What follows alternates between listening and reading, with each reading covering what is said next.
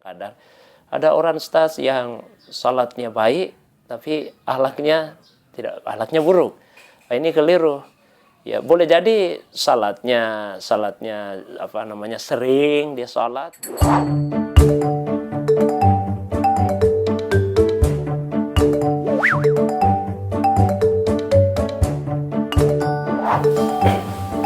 Bismillahirrahmanirrahim. Assalamualaikum warahmatullahi wabarakatuh. Waalaikumsalam.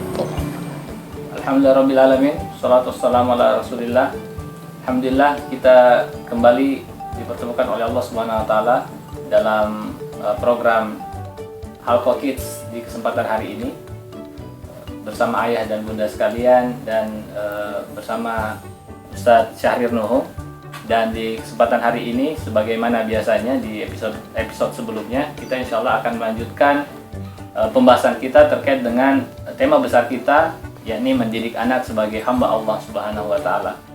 Dan di kesempatan hari ini, insya Allah kita akan kembali melanjutkan pembahasan kita dalam subtema terkait dengan mendidik anak untuk memiliki akhlak mulia.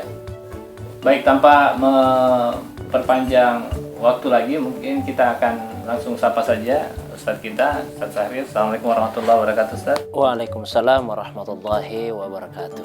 Sehat, Ustadz. Alhamdulillah. Baik, ayah bunda pemirsa Halqa Kids yang dirahmati oleh Allah Subhanahu wa taala, di kesempatan hari ini sebagaimana tadi kita akan membahas terkait dengan mendidik anak untuk memiliki akhlak mulia yang akan banyak berguna untuk kita dalam rangka untuk menjadikan anak-anak kita sebagai anak-anak yang senantiasa beriman dan bertakwa kepada Allah Subhanahu wa taala. Mungkin langsung saja Ustaz, terkait dengan mendidik anak untuk memiliki akhlak mulia ini.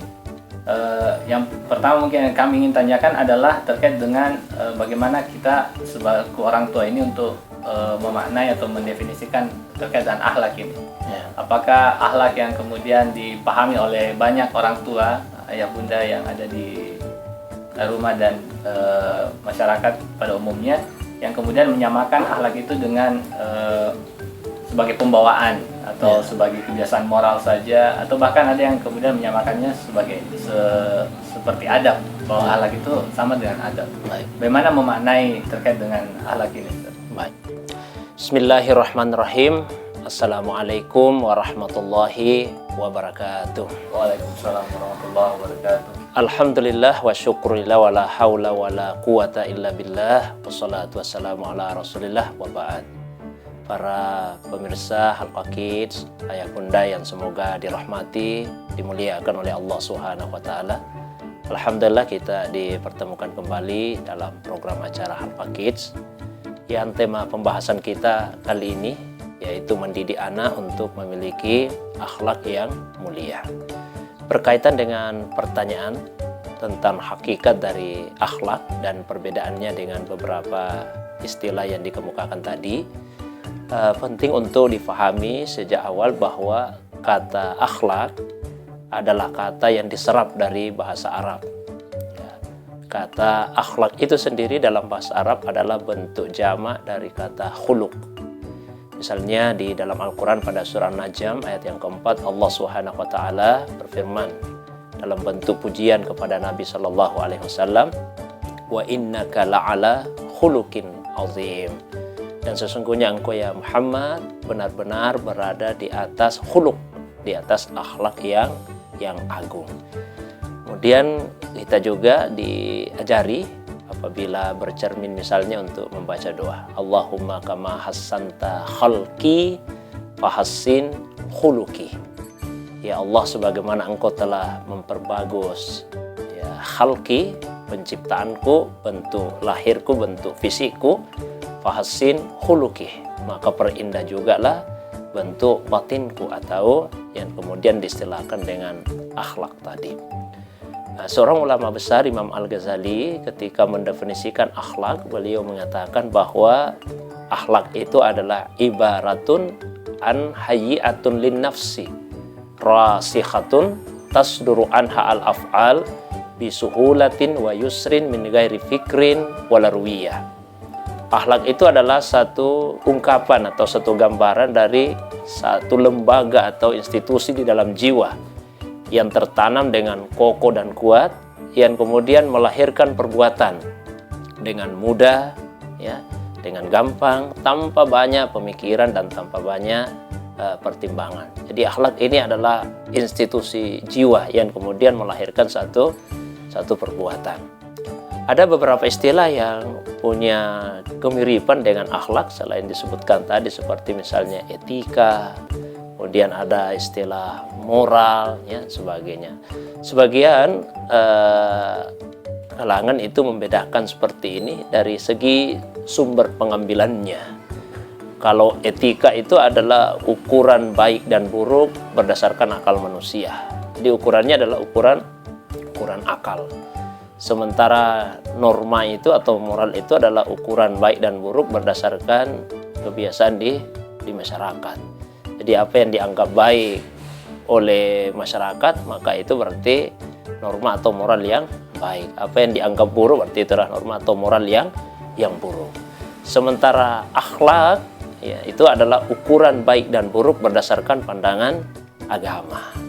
Ya, tentu kalau kita bicara agama Islam dalam hal ini, maka sumbernya adalah Al-Quran dan hadis Nabi Shallallahu Alaihi Wasallam.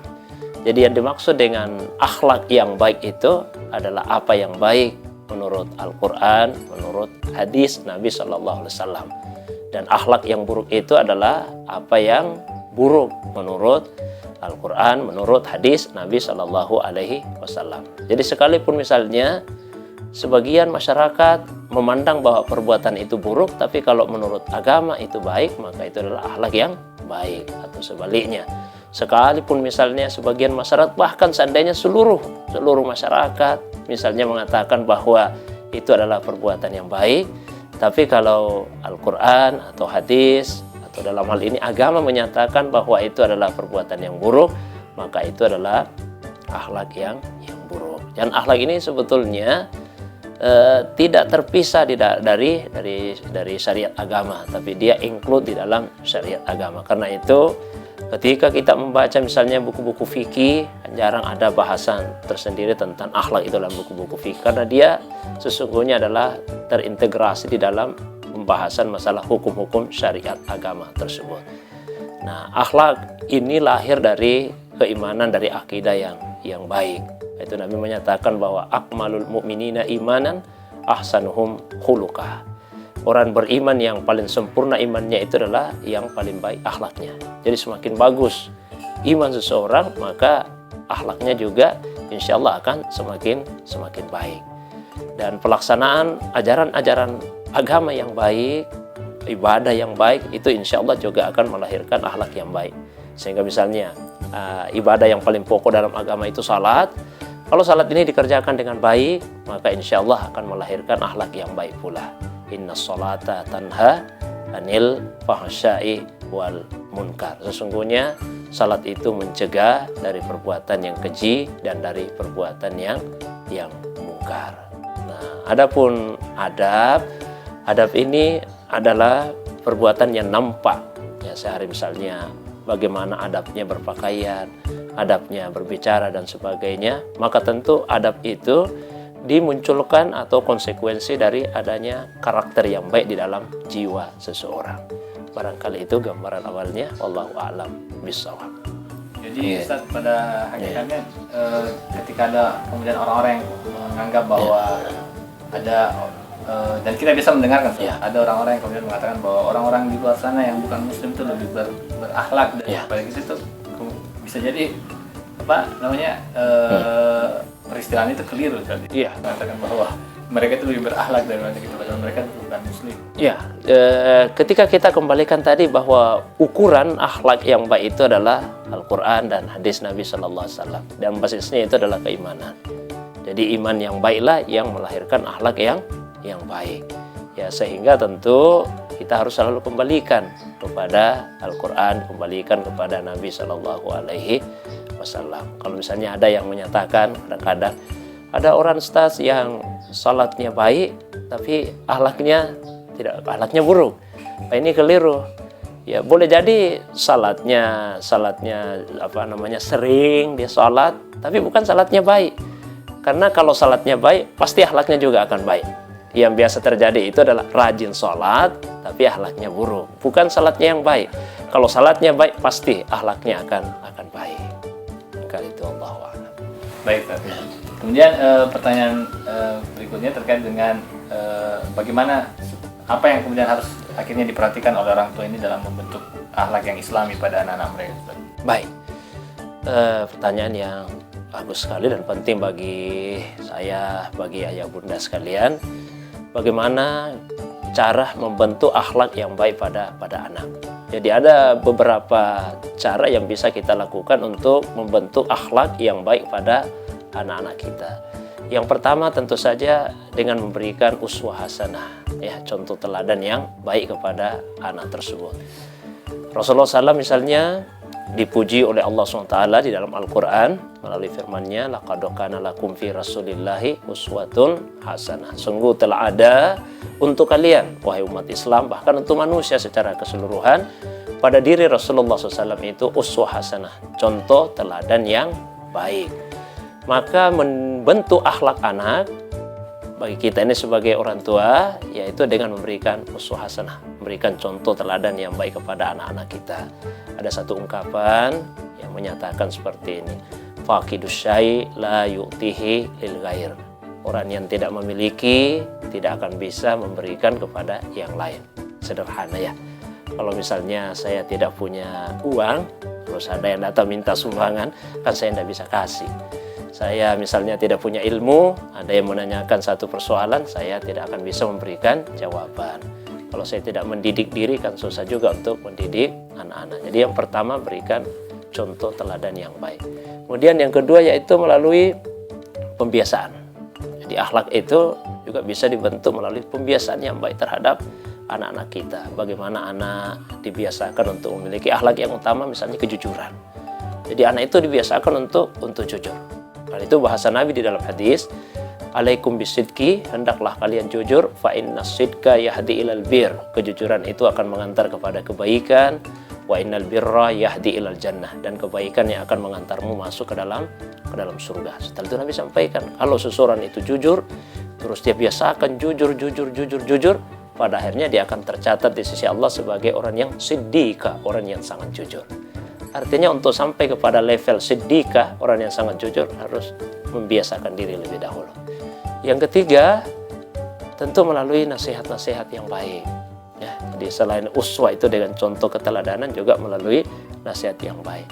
Nah, dalam hal ini orang tua sangat penting untuk memilih momen-momen yang baik, ya, momentum yang tepat untuk menyampaikan nasihat-nasihat kepada anak.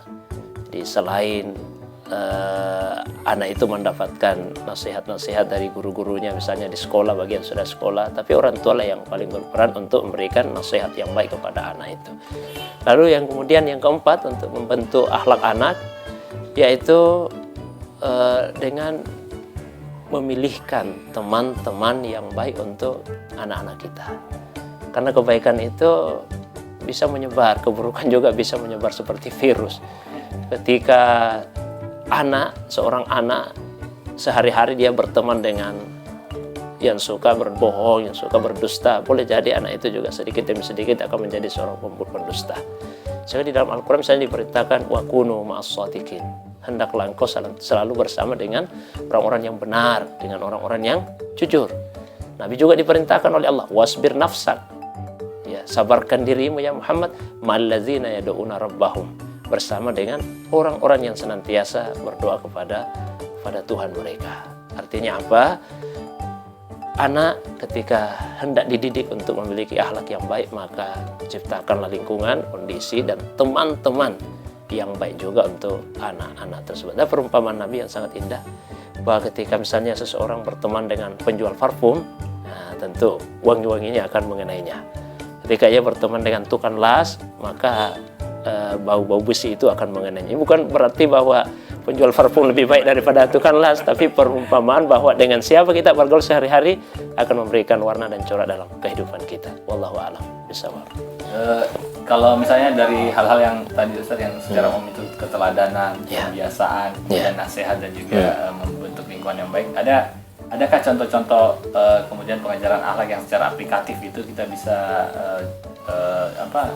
ambil langsung dari yang Rasulullah SAW ajarkan pada cucu beliau atau anak-anak beliau?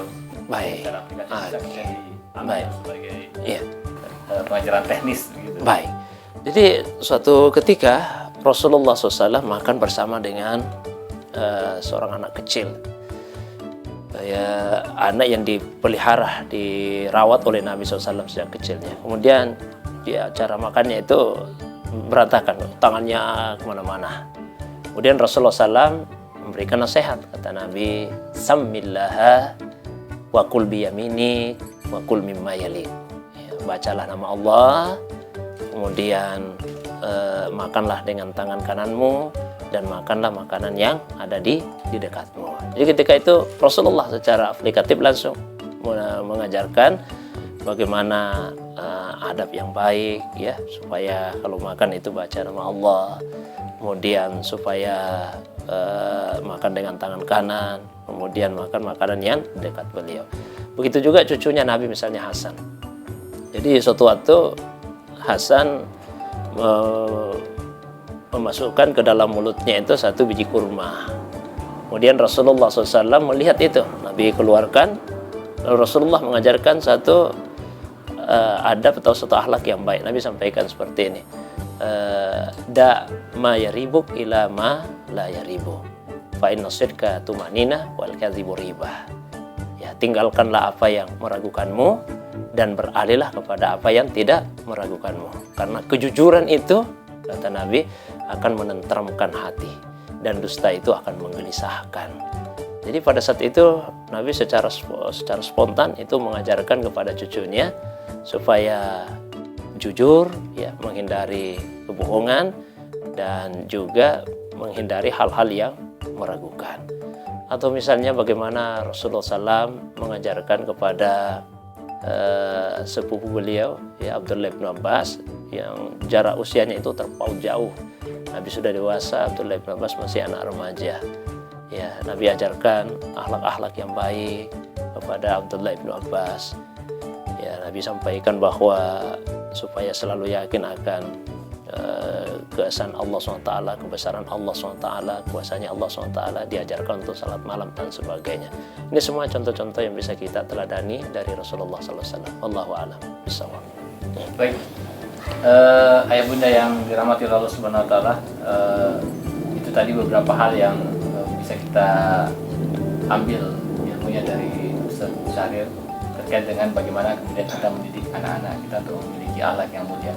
Sebuah hal yang saya rasa kita bisa tangkap sebagai suatu hal yang sangat praktis untuk kita aplikasikan nanti di anak-anak kita, khususnya untuk kemudian membentuk keteladanan, khususnya bagi ayah bunda untuk anak-anaknya, kemudian membiasakan mereka untuk melakukan hal-hal yang dituntunkan dalam agama, kemudian memberi selalu nasihat yang baik, dan juga membentuk lingkungan mereka agar senantiasa berada di lingkungan yang bisa menjaga mereka dari hal-hal itu. Baik, demikian mungkin pertemuan singkat kita dengan beliau di episode kali ini. Insya Allah kita akan masih melanjutkan tema besar kita terkait dengan mendidik anak sebagai hamba Allah dengan sub-sub tema yang lain, dan insya Allah kita akan bertemu kembali dalam pekan-pekan berikutnya atau waktu-waktu berikutnya bersama Ustadz Syahrir Nurul LC. Sekali lagi terima kasih atas kehadirannya Ustadz Sama-sama. Halqa Kids ini, dan semoga Allah SWT memberkahi kita semua, memberi kesehatan khususnya di masa-masa sekarang yang cukup mengkhawatirkan. Terima kasih sekali lagi atas partisipasi ayah bunda menonton acara ini, menonton channel kami, dan insya Allah kita akan bertemu kembali di kesempatan berikutnya dengan tema-tema yang lebih bermanfaat insya Allah. Billahi taufiq wal hidayah. Assalamualaikum warahmatullahi wabarakatuh. Waalaikumsalam.